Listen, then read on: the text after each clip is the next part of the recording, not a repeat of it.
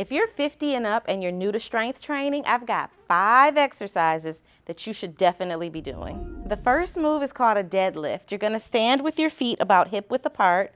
You want to brace your abdominals, make sure your core is strong, and you want your knees softly bent. With really tall upright posture and good alignment through your spine, you're going to hinge forward at your waist.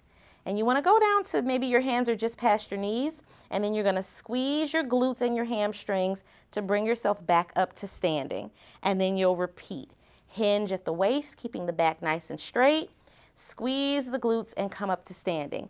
This is all about core, postural stability, strong glutes, and strong hamstrings. The next move is called VWs, and it's focused on the upper body and the upper back. You're going to stand up tall again with soft knees, and you're just going to slightly hinge forward. You're going to bring the arms up overhead, kind of in alignment with your head and neck, and then you're going to bring the elbows down and squeeze them into the rib cage. And you're going to take them back up top and squeeze down.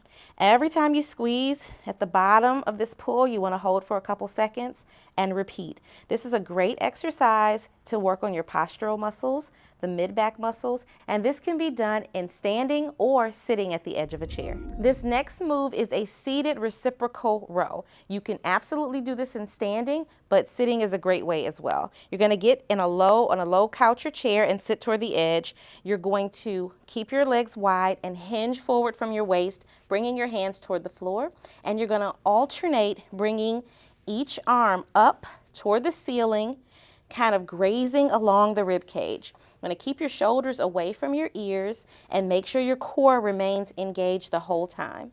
You're just going to repeat this motion for about 10 repetitions on each side, squeezing at the top, and this is going to help you build more strength through your mid and low back. This next move is called sit to stand, and it's exactly how it sounds. You want to be in a chair where your hips and knees are bent to about 90 degrees, and you want to scoot out toward the edge. You're going to engage the core, make sure that your feet are hip width apart or a little wider, and you're going to squeeze your glutes to bring you up to a standing posture, and then you're going to lower yourself down. You can go all the way back to sitting, or as you get stronger, you can just gently tap your glutes on the chair and come back up to standing.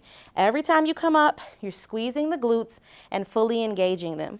This exercise is going to work on your core, your glutes, your hamstrings, and your quads. Before we jump into this next move, I want you to know this isn't just about exercise. At WeShape, we're all about movement. We help you stay consistent by giving you the most personalized workout experience you've ever had. We'll build your first customized routine to help you build strength, protect your joints, and feel amazing as you age. After this video, just click the link in the description and you can try it out for free for 2 whole weeks. Okay, and the last move is called a chop. You're going to start in standing, but this is also one you can do in sitting if necessary.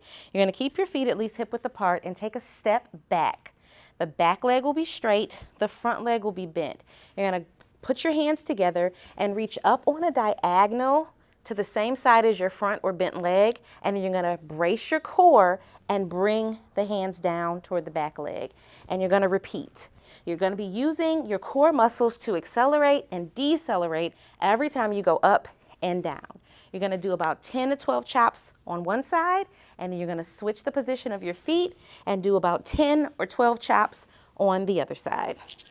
If you try these 5 exercises 3 to 4 days a week for the next month, you're going to see a huge difference in your overall strength.